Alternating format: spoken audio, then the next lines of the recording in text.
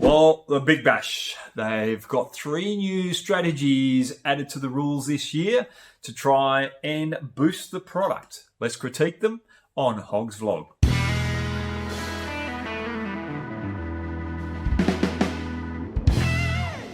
Well, the first 5 years of the Big Bash, families coming in, kids loving it, entertainment plus. So why do we have to tinker with it? I don't know. We had the perfect product, but we've tried to change it a little too much, and this year is no exception. So let's look at the 3 new strategic moves that they've brought in. Firstly, the Power Surge. Power play first 4 overs, plus Power Surge 2 overs, batter's choice. So let's read that right out so that you understand it. The batting side chooses when to take control with the addition of the Power Surge. There's still a 4 over power play at the start of the innings, but now the batting team can take the other 2 Power Surge overs at any time from the 11th over onwards. Well, this is quite interesting. I don't mind it. This is one of the better concepts that they've brought out of the 3. But I think it's still a waste of space because you're taking the genuine batsman out of the game, the genuine opener. Yes, we've got the big hitters that come in the middle and clear the fences, but we don't want to take away those genuine cricketers that don't have that power but have the elegance and timing. You get that in the first 6 overs with the harder ball. And good new ball bowling against genuine openers who are timing it through those gaps is elegance and good on the eye. They are my favourite batsmen to watch. So why are you taking them out of the game? They've only got 4 overs to make an impact. Then they've got 6 overs where they've got to swing from the bootlaces, which they're not that good at, for another 2 overs later on down the track. For me, no.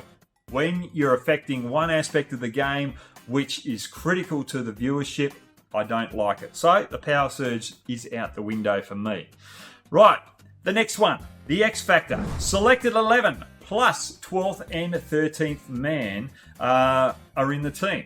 Let's have a read of how this concept works. Halfway through the first innings, both teams can drastically change strategy and choose to sub their X Factor player. The X Factor can replace any player who is yet to have a major impact on the match, hasn't batted, or has only bowled 1 over. Hasn't batted yet. Why was he picked in the team in the first place? Sorry, not cutting it with me there.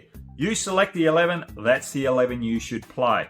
And then the other thing is, the team batting first, if they have an injury, they can't replace that particular player, but the team batting second can replace a player in the first 10 overs if he gets injured in the field, and he can bat in the next innings.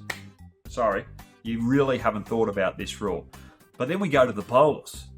How silly is this? So the team bowling first can pick a genuine opening bowler who bowls 1 over in the power play. Remember, you can only bowl 2 overs in the power play now. So he bowls a second over where he's very good swinging the ball. He gets a little bit of seam movement, gets the odd breakthrough.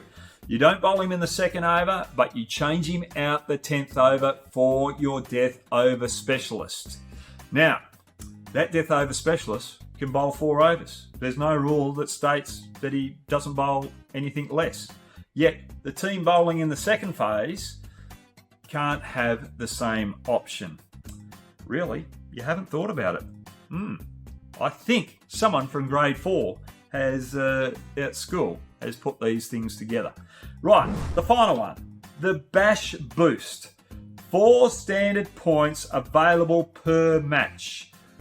3 points, the match win, plus 1 point Bash Boost. Now, how this works. Risk equals reward with the introduction of the Bash Boost. Good marketing ploy there. The Bash Boost is awarded halfway through the second innings. The batting side will receive 1 extra standing point if they're above the equivalent 10 over score. If they're lagging behind, the fielding side receives the Bash Boost. I can't understand this because you're just asking for each team to play the same phase in all 4 phases of the game. So It's just attacking cricket, attacking cricket. There's no strategy of building your innings in the second innings. So you just take your time, work the ones and twos, and then you put pressure on the big headers out the end. So I don't like it. What happens if it's a rain-affected match and the game is washed out in the second innings out the 10th over and the batting team is behind the actual score of the first team, but Duckworth-Lewis comes into play and the batting team ends up being in front? Where does the bonus point go there? Because they have read the mathematical equation correctly and they have been crucified for good strategy and good thought process. So Duckworth-Lewis plays a part, but not only that, why have net run rate then? Net run rate at the end of the tournament with the points on the board plays a crucial factor of whether you're going to be 3 or 4, 1 or 2 after the way that you've played the game throughout the year. So you're really taking the net run rate out of the equation as well. For me, it's just ludicrous.